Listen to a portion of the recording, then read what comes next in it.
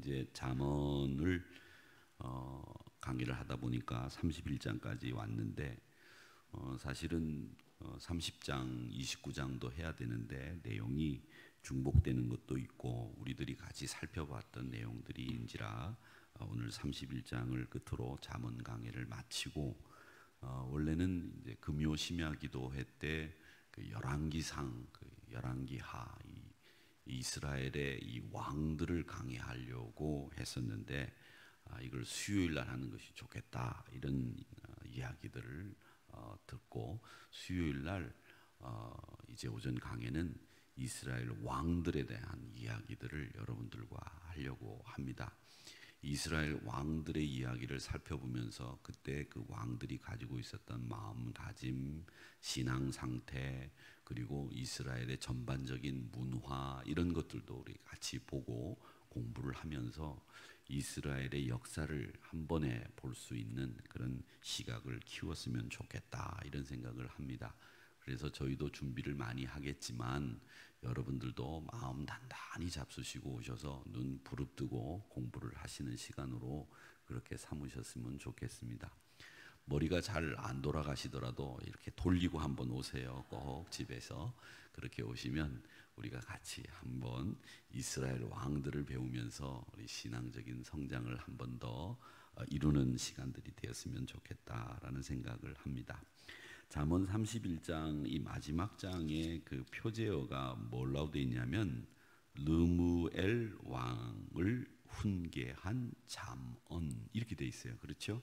표제어가 31장 성경에 여러분들 보시면 장이 있는데 그 위에 그 르무엘 왕을 위한 이렇게 그 파란색 글씨로 저는 돼 있는데 거기 보면 르무엘 왕을 훈계한 잠언 이렇게 돼 있죠.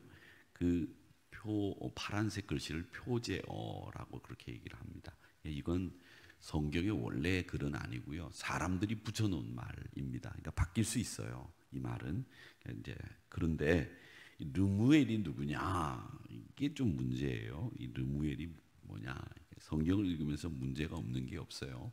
르무엘이 도대체 누구냐? 첫 번째 의견은 이런 의견이 있습니다. 르무엘은 솔로몬이다. 이렇게 얘기하는 의견이 하나 있어요. 그러면 르무엘의 또 다른 이름이 솔로몬이냐? 그렇다. 성경학자들이 이 솔로몬의 어머니가 밧세바 아닙니까? 밧세바 아시죠? 그 목욕하다가 갑자기 왕비가 된 여자입니다.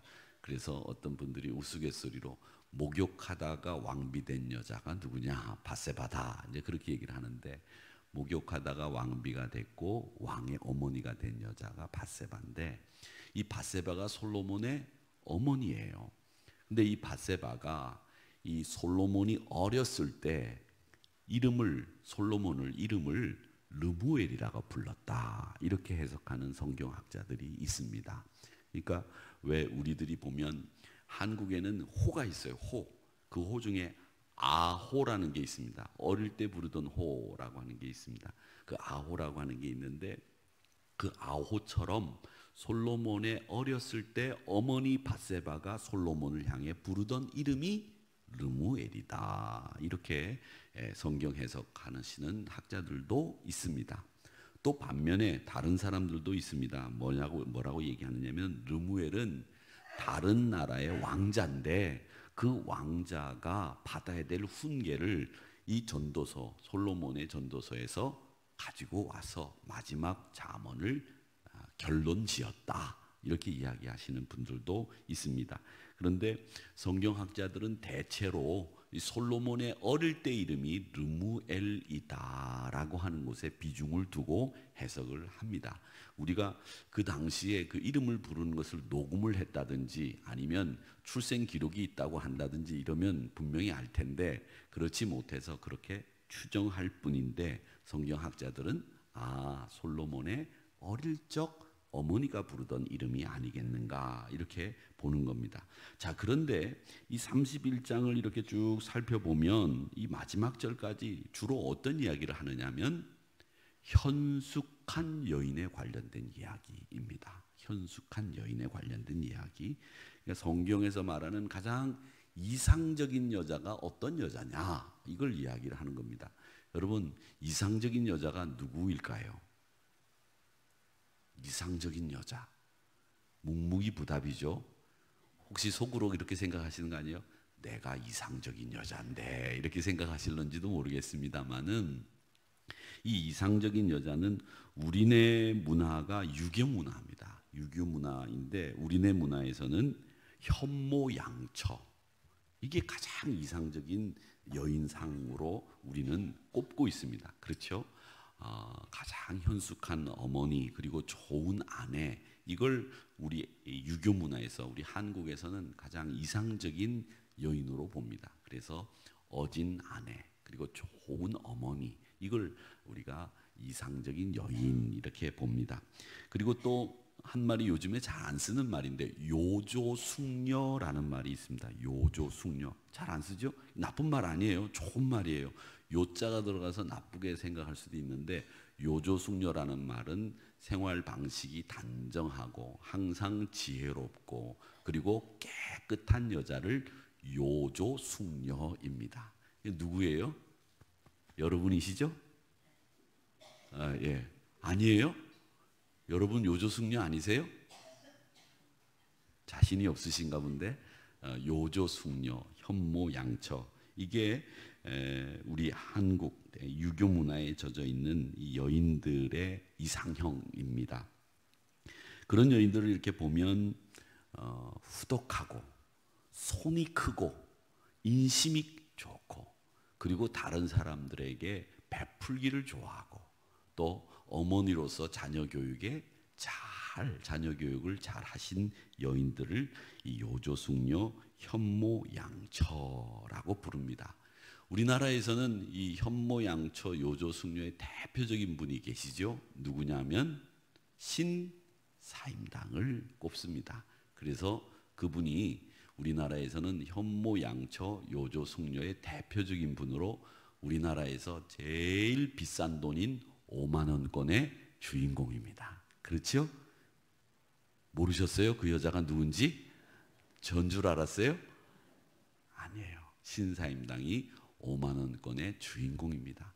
제일 비싼 돈에 얼굴이 들어가 있습니다. 그만큼 이 조선시대를 대표하는 여성으로, 또 그리고 현모양처를 대표하는 여성으로 신사임당이 거론이 되고 이야기됩니다. 자, 그런데 이 잠언의 마지막 부분을 현숙한 여인, 칭찬받는 사람이라는 주제로 대단원의 마지막을 장식하고 있는데, 이 잠언에서 말하는 현숙한 여인은 우리나라 유교 문화에서 말하는 현숙한 여인과는 다릅니다. 뭐가 다르냐? 첫째는 신앙적인 부분에서 다릅니다. 신앙적인 여인들이라고 하는 것이 현모양처보다도 말씀에 서 있는 사람이라 하는 것을 먼저 이야기합니다. 사도행전 16장에 보면 루디아와 같은 여성, 이런 여성들이 바로 현모양처, 가장 좋은 이상형을 이야기하는 여인들입니다. 그녀는 아주 명예롭고 품이 있는 우리 권사님들의 모델과 같은 그런 여인이 루디아 같은 여성인데, 이 현숙한 여인은 성경에서 뭘 얘기하고 있느냐 하면 28절과 29절에 보면 누구에게나 칭찬을 받는다. 이게 굉장히 중요한데, 이 가까운 사람에게 칭찬받는 여인이, 이 칭찬받는 여인이 성경에서는 현숙한 여인의 대표적인 모습입니다. 누구에게나 한번 읽어보겠습니다. 28절 29절 시작. 그의 자식들은 일어나 감사하며 한편은 칭찬하기를 덕행 있는 여자가 많으나 그대는 모든 여자보다 뛰어나다 하느니라. 아멘. 그러니까 자식들이 감사하고 남편이 칭찬하는, 덕행이 있다고 칭찬하는 여성이 이 신앙적인 여성의 가장 대표적인 모습이다라는 것입니다. 현숙한 여인은 멀리 있는 사람의 말을 듣거나 멀리 있는 사람의 칭찬을 받는 여인이 현숙한 여인이 아니고, 가까운 사람, 아들, 그리고 딸, 남편, 이런 사람에게 칭찬을 받는 여인이 현숙한 여인이라는 겁니다. 여러분, 사람은 멀리서 보면 잘 안 보입니다. 가까이 가서 보고 살아봐야 합니다. 그러니까 살아봐야 그 사람의 성격을 알죠. 누가 그러더라고요. 제가 젊은 시절 전도사라니까 이제 막 이제 33 정도 돼서 목회를 막 하고 있을 때 제가 32의 안수를 받았거든요. 이제 32의 안수를 받고 시골에서 목회를 하니까 어떤 예수 안 믿는 동네 사람들이 제가 이렇게 지나가고 집사람이 옆에 이렇게 지나가니까 애기 이제 한 3살짜리 4살짜리 안고 다닐 때 있었어요. 그렇게 안고 지나가니까 참 보기 좋다. 그러면서 저한테 와서 아이고 저는 전도사님하고 살면 얼마나 좋을까 그런 얘기를 하시더라고요. 좋아 보였던 모양이죠. 그랬더니 집에 와서 저희 집사람이 대뜸 하는 말이 살아보라고 그래 그렇게 이야기했습니다. 근데 그게 다 여러분들도 그런 소리를 다 들으셨을 거예요. 살아보라고 그래 이런 이야기. 가까이서 보면 안다는 거죠. 멀쩡해 봐도 속으로 들어가 보면 흠집도 많고 연약한 것도 많고 약점도 많다는 거예요. 그런데 멀리 있는 사람보다 가까운 사람들은 그 사람의 내막을 너무 잘 알기 때문에 그런 사람에게 칭찬받고 그런 사람에게 현숙한 연이라고 인정을 받아야 된다라는 겁니다. 그러니까 여성도 남성도 가까운 사람에게 인정받아야 그 사람이 제대로 된 사람이라는 겁니다. 가족들에게 인정을 받지 못하면 그 믿음은 좋은 믿음 아니에요.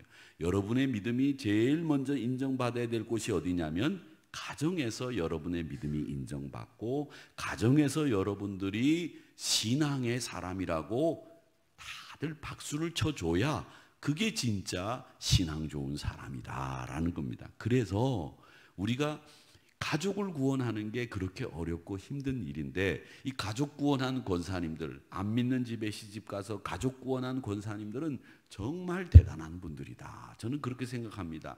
교회에서보다도 가정에서 신앙생활을 더 열심히 했기 때문에 온 가족이 구원받은 거예요. 그러니까 이렇게 남편에게, 딸들에게, 아들에게 인정받고 친척들에게 인정받은 이런 분들이 신앙 안에서 제대로 된 이상적인 여인이다라는 이야기를 하고 있습니다.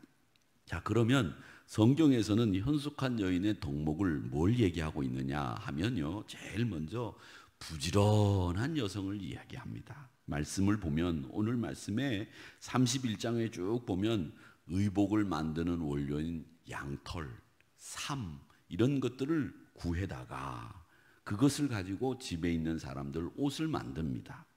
그리고 종들에게 밥을 꼼꼼히 준비해서 잘 먹입니다.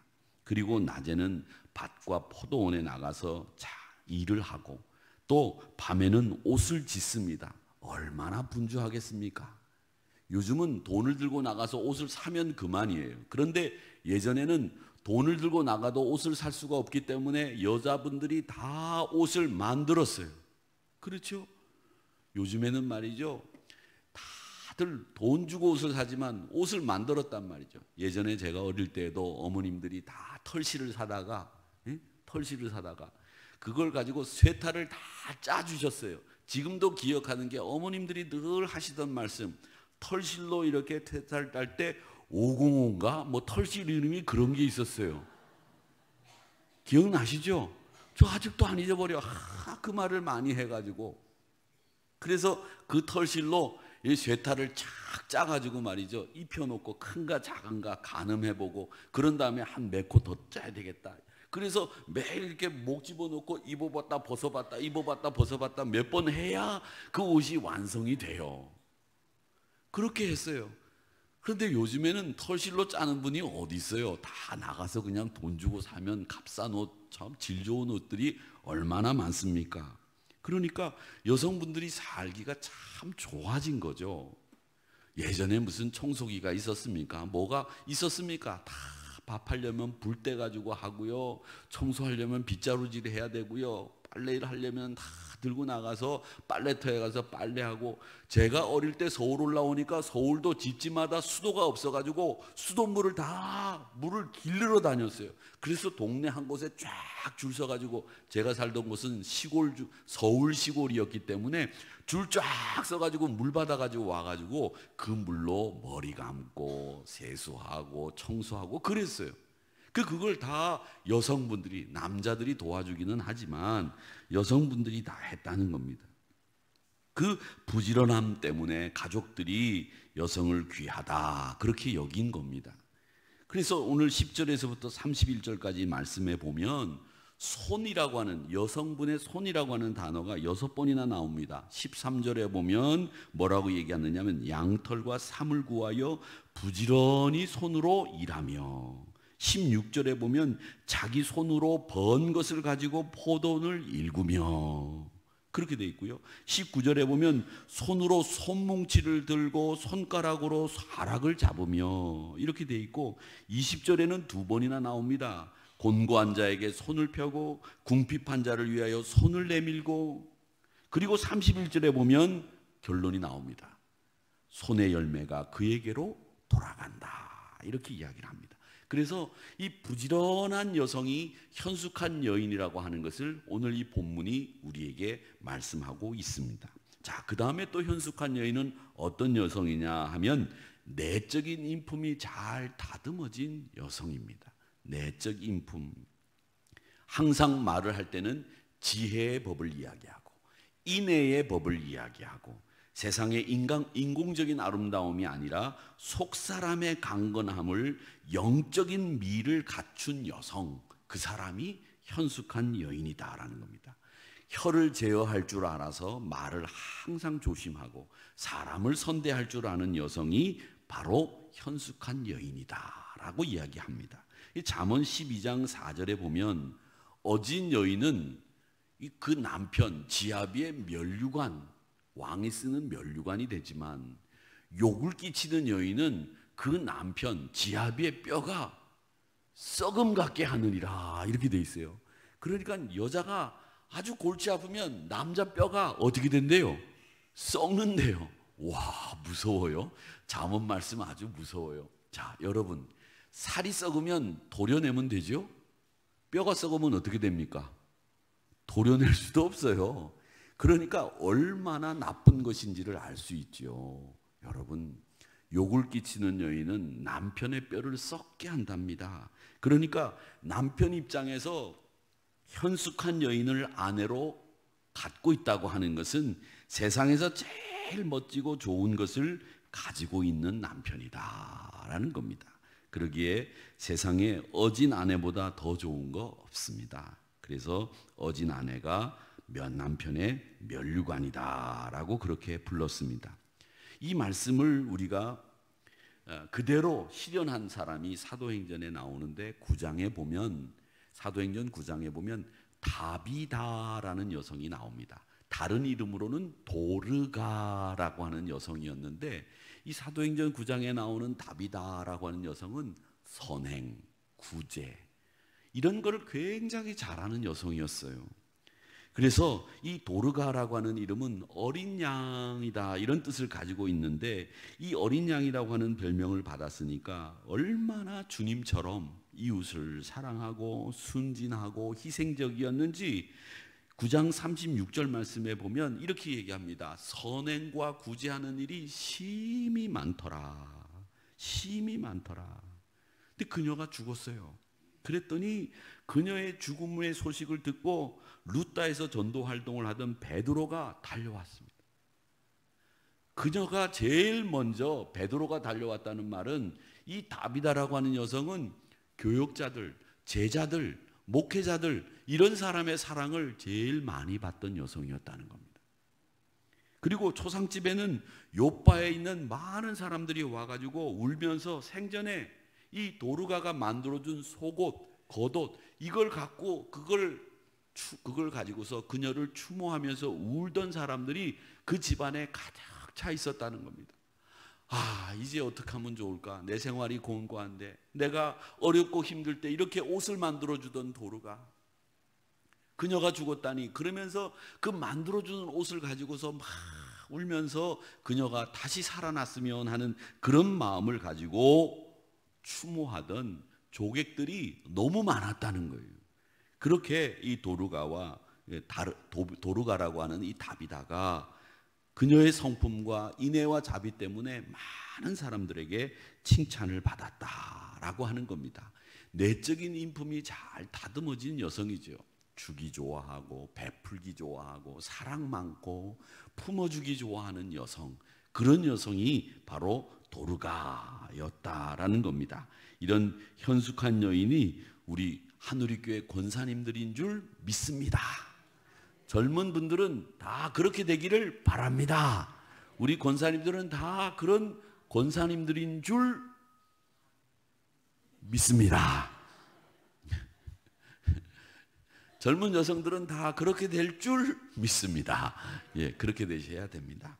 자, 그러면 이 현숙한 여인은 이런 모습들을 가지고 있었는데, 이렇게 되기 위해서는 어떤 특징들이 있었느냐? 그분들이 하던 행동들이 있어요. 그분들의 행동들이 어땠느냐 하면, 제일 첫 번째는요, 여호와를 경외했다는 겁니다. 한번 따라 합시다. 여호와를 경외하자. 여호와를 경외하자. 이게 제일 중요해요. 잠언은 읽어보면 여러분, 처세술을 가르치는 거라고 생각할 수 있어요. 잠언을 읽다 보면 이럴 땐 요렇게 해라, 저럴 땐 요렇게 해라, 이 말씀을 한 것처럼 보이지만, 실상은 이 잠언의 포인트는 어디에 집중이 되느냐면 여호와를 경외해라, 이거예요. 현숙한 여인들은 그 특징이 뭐냐? 지혜롭고 성품이 후덕하고 사람들에게 구제와 선행을 많이 하는데, 그 내면에 가장 마음의 중심에는 뭐가 있느냐? 여호와 경외라고 하는 게 딱 자리를 잡고 있다는 거예요. 그래서 잠언 전체가 말하려고 하는 이 교훈은 뭐냐? 현숙한 여인은 여호와를 경외하는 여성이다. 둘째는, 이 현숙한 여인은 남자로 하여금, 가정의 자녀들로 하여금 하나님의 창조 질서를 따르도록 도와주는 힘 있는 여성입니다. 여성들이 요즘에는 자기가 끌고 가려고 그래요. 그런데 여러분, 자기가 끌고 가는 것도 있어야 되겠지만, 여성의 역할은 남이 잘 되도록 도와주는 역할을 잘하는 분이 진짜 여성이에요. 남편이 하나님의 창조 질서를 잘 따르도록 도와주고, 자식들이 하나님 잘 믿도록 신앙 지도를 하고, 그걸 힘있게 감당하는 여성이 현숙한 여인들의 특징이라는 겁니다. 밥 잘하고 빨래 잘하고 이런 건 이제는 아니에요. 그래서 남편이나 남자로 하여금 제대로 살 수 있도록 만들어주는 여성이 칭찬받는 여성이다. 남편과 아이들에게 여호와를 경외하며 살아라, 여호와를 경외해라, 이걸 힘있게 재촉하고 또 만들어줄 수 있는 여성이 현숙한 여인이다라는 겁니다. 여러분, 여성이 뭐 힘이 셉니까? 아무리 여성이 강하고 능력이 있다고 하더라도 힘으로는 남자를 따라갈 수가 없어요. 대신 여성은 세밀하고 아주 구체적이고, 또 여성들은 남자들이 덜렁덜렁하면서 놓치는 걸 잘 챙겨서 그걸 놓치지 않도록 만들어주는 특징을 가지고 있지 않습니까? 그런 역할을 하는 분들은 바로 하나님의 창조 질서를 잘 따를 수 있도록 놓치는 것들을 잘 챙겨주는 여성이 이 현숙한 여인들의 특징이라는 겁니다. 그 다음에 세 번째로, 현숙한 여인, 이 칭찬받는 여인은 삶의 우선순위, 그리고 삶을 계획적으로 살아갑니다. 올해는 요거까지, 내년에는 요렇게, 이 가정을 이끌어가는데 차근차근 살아갈 수 있도록 이 계획을 짜고 그 계획을 이루어가는 일을 잘하는 여성들이 현숙한 여인이에요. 요즘 젊은 여성들은 잘 모르겠습니다. 처음부터 자기 집 가지고, 처음부터 잘 살고, 처음부터 호강하면서 살려고 해요. 그런데 예전에 어르신들은 처음부터 호강하려고 하는 사람 아무도 없었어요. 내 집 마련을 위한 계획을 하고, 아이들 대학을 보내기 위해서 어떻게 돈을 모으고, 그렇게 살아가는데 여러 가지 계획들을 가지고서 여성분들이 아끼고 절약하고 근검하고 열심히 살아오면서 그렇게 자식들을 교육시키고 그렇게 내 집 마련하고 그렇게 남편을 잘 성공시키는 남편으로 사는 것이 현숙한 여인들의 특징이었어요. 요즘에는 계획이 없어. 요즘에는 미래에 대한 비전 같은 거 없어. 있으면 있는 대로 다 먹고 있으면 있는 대로 다 쓰고 그렇게 살아요. 젊은 사람들이. 무섭게 살아요. 그럼 저는 무서워요. 어떻게 저렇게 살지? 겁도 없어요. 그런데 여러분, 현숙한 여인은 삶의 우선순위를 잘 압니다. 여러분, 우선순위를 정할 때 가장 유명한 도표가 하나 있어요. 여러분 꼭 기억하세요. 제가 이걸 몇 번 보여드렸는데 우선순위를 어떻게 정하느냐, 내 삶에 뭐를 먼저 하고 나중에 할 거냐, 이 세로선은 중요도, 뭐가 제일 중요하냐를 위로부터 놓는 거예요. 제일 중요한 거 위에다 놓고 덜 중요한 걸 밑에다 놓으세요. 그래서 한번 해보세요.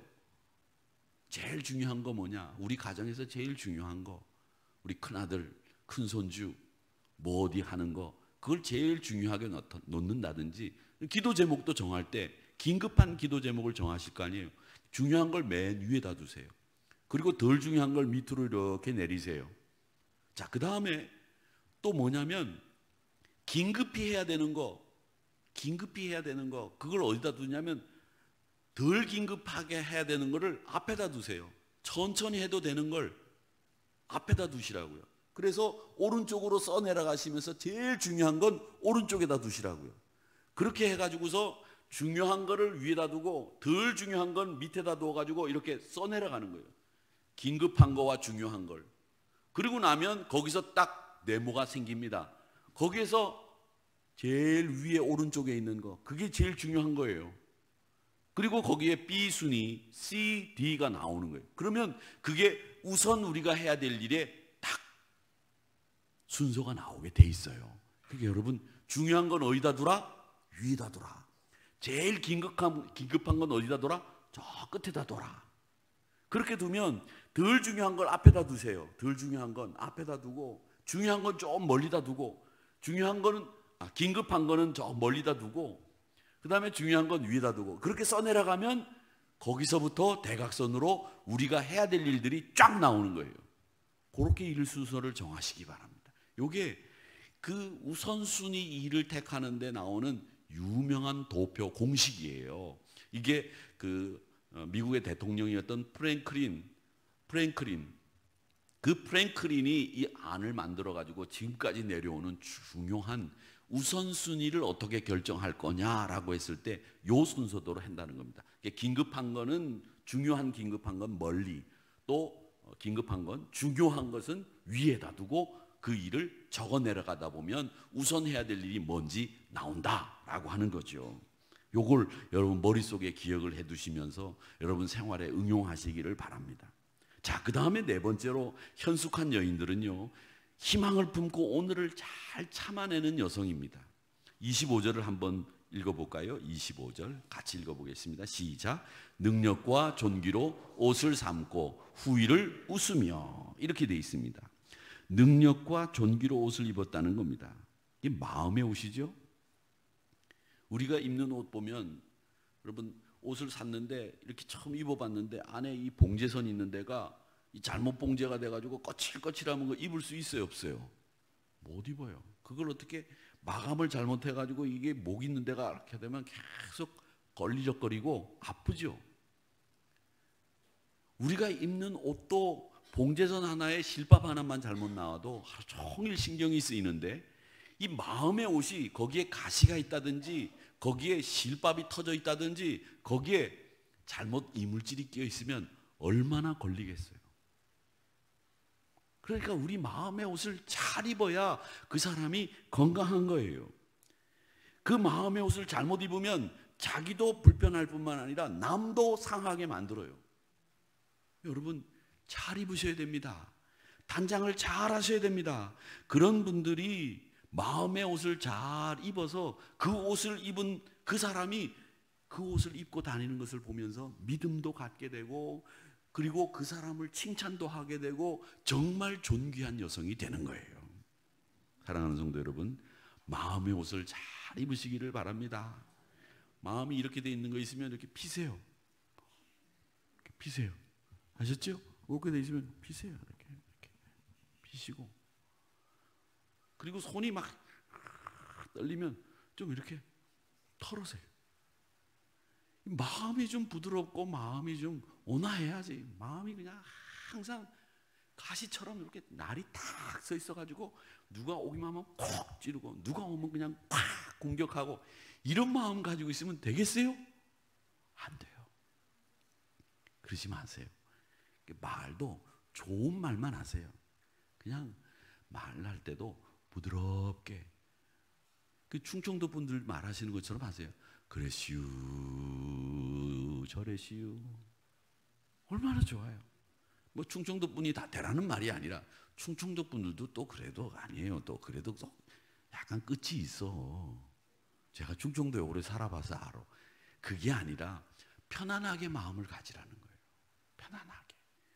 편안하게 마음 안 가지면 다 나만 손해예요. 여러분 마음 안 상하는 것 같죠? 편안하게 여러분 마음 안 먹으면 내가 먼저 여러분 마음이 상해요. 그렇기 때문에 여러분들이 항상 내가 편안해야 우리 가정이 편안하다라는 생각을 가지셔야 됩니다. 목사가 편안해야 교회가 편안해요. 여성분들이 편안해야 가정이 편안해요. 제가 목사가 만약에 맨날 화가 나가지고 말이죠, 길길이 날뛰고 막 성질 부리고 설교하면서 막 침 튀기고 막 이러면 여러분 보는 분들도 마음이 편하겠어요? 어쨌거나 웃으면서 어쨌거나 여러분 그래야지 되지 않겠어요? 안 그래요? 제가 바본가? 바보는 아니에요. 근데 여러분 다 그게 원리예요. 내가 편안하고 내가 행복해야 교인들이 행복하고 편안하다. 내가 행복하고 내가 편안해야 우리 가정이 편안하다. 이렇게 생각하셔야 돼요. 그래야 여러분들이 승리하는 현숙한 여인들이 되는 거예요. 그러니까 마음의 옷을 잘 입으시기를 바랍니다. 아르헨티나 출신 피아니스트가 있는데 안나 마리아 보타치라는 여성입니다. 피아노 천재였대요. 아마 우리 최영 권사님처럼 피아노를 잘 쳤는 모양이에요. 우리 권사님이 진짜 피아노 잘 치시는 거예요. 여러분, 제가 그 가끔 이렇게 피아노 치시는 걸 이렇게 들어보면, 이렇게 들어보면 올겐 치실 때도 하고 이렇게 쳐다보면 권사님이 앉아 계세요. 오늘 이 소리가 아닌데? 그리고 쳐다보면 권사님이 앉아 계세요. 진짜예요. 근데 우리는 너무 가까이에서 우리를 위해서 매일 연주해 주시니까 잘 치는 건지 아닌지 감동이 없는 것 같아. 한 번씩 박수를 치라고요. 막 반주하고 나면 얼마나 잘 치는데 우리 그걸 모르고 있어. 너무 가까이 있어가지고. 한번 박수 한번 쳐주세요.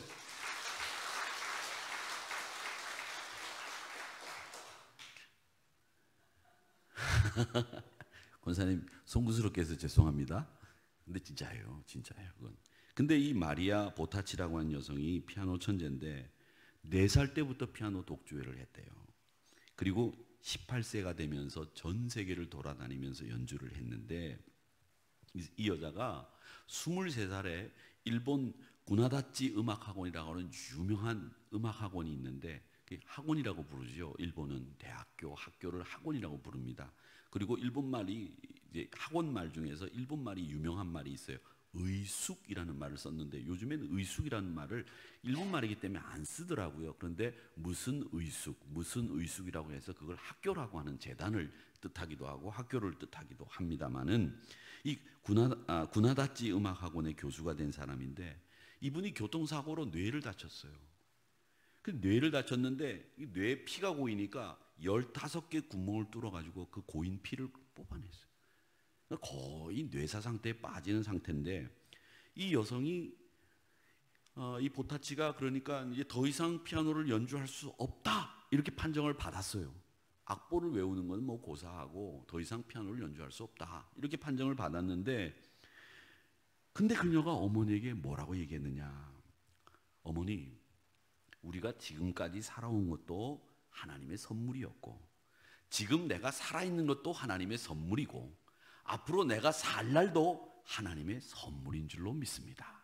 그러니까 하나님의 선물로 지금까지 살아왔고 지금 내가 살아있는 것도 하나님의 선물이고 앞으로 내가 살게 돼도 그건 하나님의 선물입니다.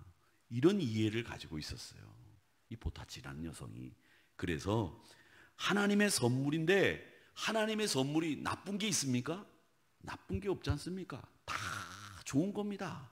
그러니까 내가 기도하면서 하나님의 선물을 받았으니 피아노 앞에 다시 서면 분명히 치게 될 날이 올 겁니다.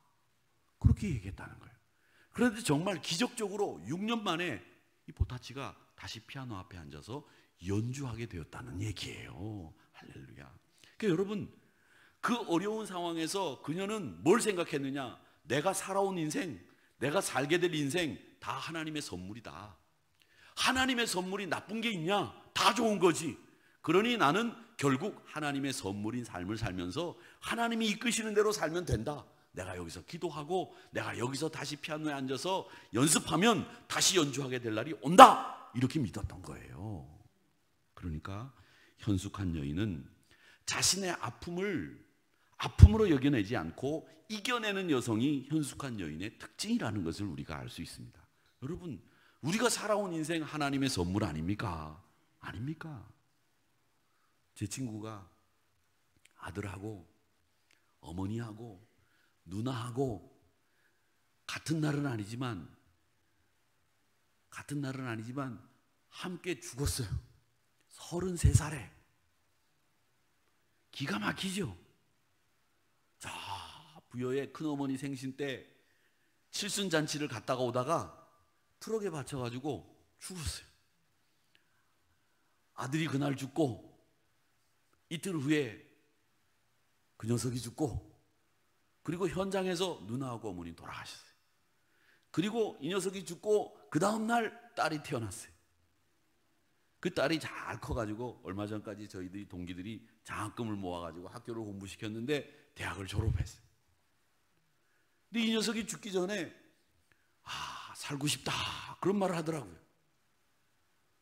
그러더니 못 살 걸 알았는지 이 녀석이 뭐라 그러냐면 내가 예수님만큼 살았는데 더 사는 건 이제 덤인데 하나님이 나한테는 덤을 주시지 않았나 보다. 그리고 세상을 떠났어요. 제가 그 말이 아직도 평생 기억이 나요. 예수님이 사셨던 삶이 33살. 그 삶만큼 살면 우리 살 만큼 살았다는 거예요. 근데 그보다 더 오래 살면 하나님이 더 물어주신 삶이니 그 삶을 어떻게 살아야 되는지는 우리가 생각해 보면 알게 되는 거죠. 사랑하는 성도 여러분, 우리가 예수님보다 더 살았으면 우리는 충분히 많이 산 거예요. 예수님은 그 생애를 살면서 세상을 구원하셨어요. 세상을 구원하셨어요. 우리를 구원하셨어요. 근데 우리가 그보다 더 살았으면 살 만큼 살았다는 거죠.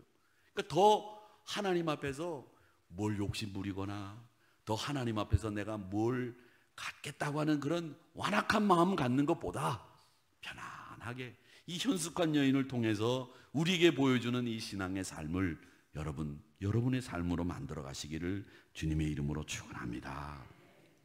잠언의 마지막 결론은 현숙한 여인의 모습을 보여주는 그 의미를 잘 깨달으시고 현숙한 여인들처럼 여러분도 현숙한 그리고 유순한 대답을 하는 이런 신앙의 주인공들이 다 되시기를 주님의 이름으로 축원합니다.